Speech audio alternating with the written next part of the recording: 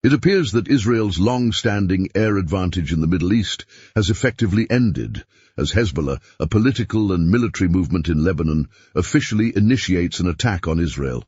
For the first time during the Gaza escalation, reports have emerged indicating that a deadly surface-to-air missile, operated by the Lebanese Freedom Movement, shot down an Israeli warplane.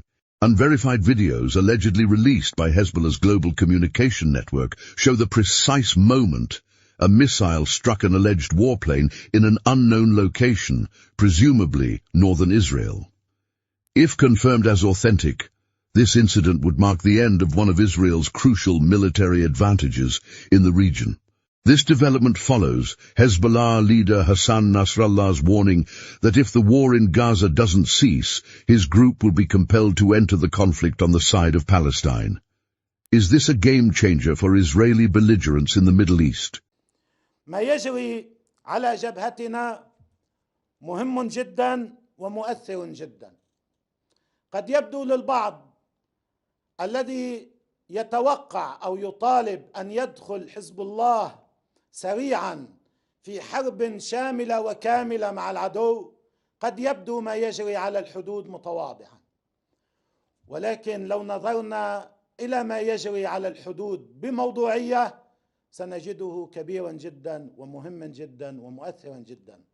لو أردنا أن نبحث عن معركة كاملة الشرعية من الناحية الإنسانية، من الناحية الأخلاقية، من الناحية الدينية، لن نجد معركة كمعركة القتال مع هؤلاء الصهاينة والغزاة المحتلين لفلسطين. هذه معركة لا غبار عليها، على المستوى الإنساني، على المستوى الأخلاقي، على المستوى الشرعي. Welcome to today's important update. Hezbollah has officially released a video purportedly demonstrating the live operation of a surface-to-air anti-aircraft missile. The video, recorded at night, ostensibly shows a plane or drone being hit directly. Take a moment to like and share this video. Hit the subscribe button so you won't miss out on future content. The resulting effect was a yellow blast of flame. The unverified video has been hailed as another milestone in the deterrence posture of the Lebanese group, while others have doubted its authenticity. Take a look at the video.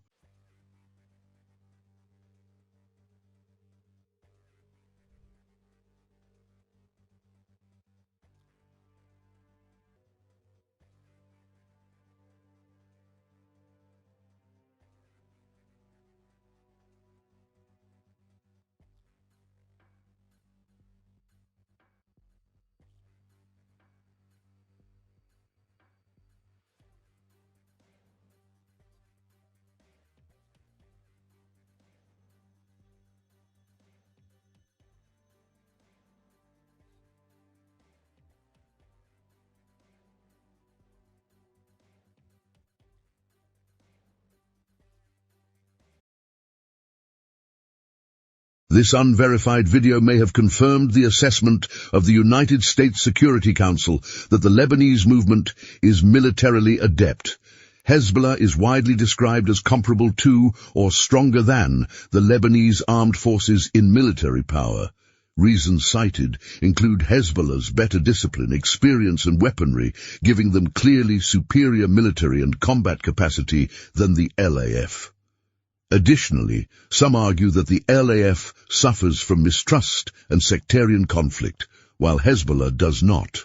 The movement possesses advanced anti-aircraft missiles donated from Syria or Iran and sometimes sourced from the black market.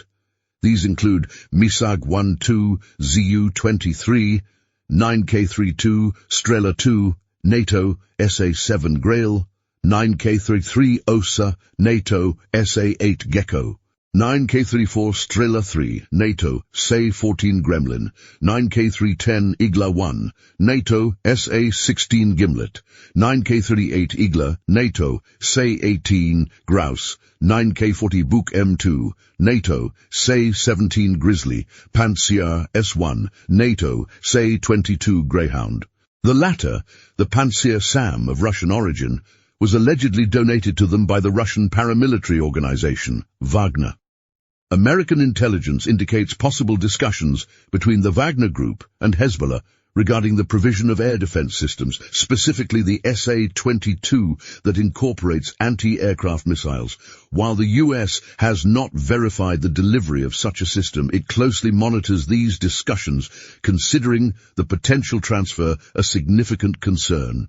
Yet this emerging report of the loss of an Israeli warplane to Hezbollah missiles reminds everyone of the situations in Syria and the collaboration between the two.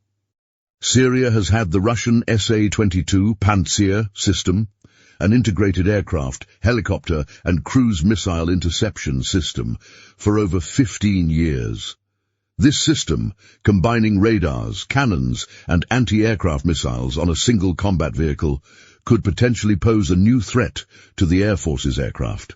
Furthermore, Hezbollah has acquired potent Russian anti-ship missiles from Syrian President Bashar al-Assad, which could potentially be used against U.S. warships off the coast of Israel.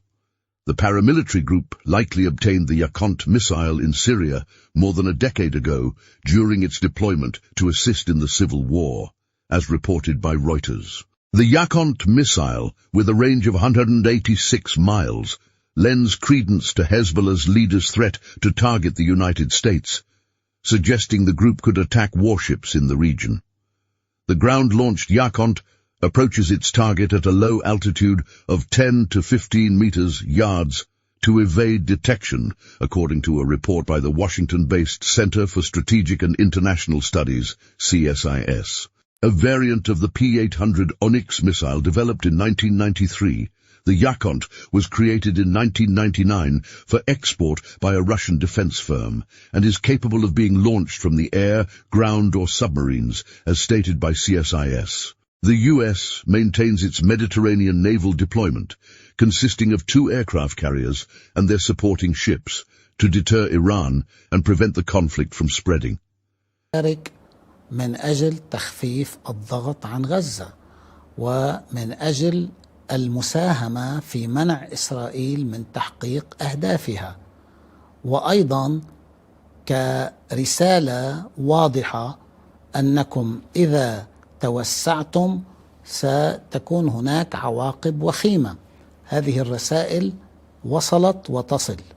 ولا تقتل ولا تقاتل ولا تواجه العسكريين بشكل مباشر فقط، وبالتالي نحن أمام أمرين: إما أن نقبل بإسرائيل تعتدي وتفرض شروطها بخسائر أقل، وإما أن نواجه ونتحدى فتكون هناك تضحيات أكبر، ولكن لا تستطيع إسرائيل أن تحقق أهدافها.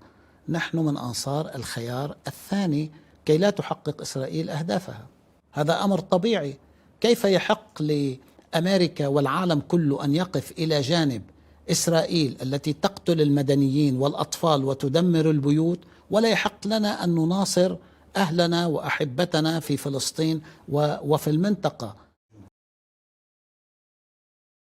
However, if confirmed that Hezbollah possesses this weapon, the effectiveness of this deterrence could be in jeopardy, raising serious concerns for the USA and its allies. There are even suggestions that Hezbollah might have developed unmanned water drones to harass NATO warships in the Mediterranean, similar to tactics seen in Ukraine against Russian warships, resulting in losses and damages. Hezbollah could pose a threat comparable to the Yemeni Houthis, who recently demonstrated their ability to counter U.S. and allied aerial actions in the region by shooting down a U.S. military drone. Our military forces have fired a batch of ballistic missiles at different sensitive Israeli targets south of the occupied lands, including military targets in al-Rashrash, Eilat, and with God's help, the operation achieved its objective successfully and led to direct casualties despite the enemy's discretion about it. This confirmation came from a Houthi military spokesman at a time when Washington is vigilant for activity by Iran-backed groups in the Middle East, coinciding with Israel's conflict with Hamas in the Gaza Strip. The recent escalation follows over 40 attacks on U.S. military assets in the region. There were reports that a defective drone in Iraq may have prevented a deeper involvement of the US in the Middle East conflict. Launched at the Erbil air base by an Iranian-backed militia, the drone breached US air defenses but failed to detonate, causing only one service member to suffer a concussion.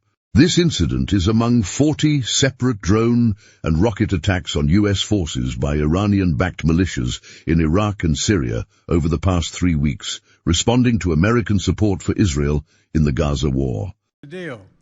I got raised on automobiles. My dad ran an automobile. He didn't own it. He ran an automobile agency for a long time.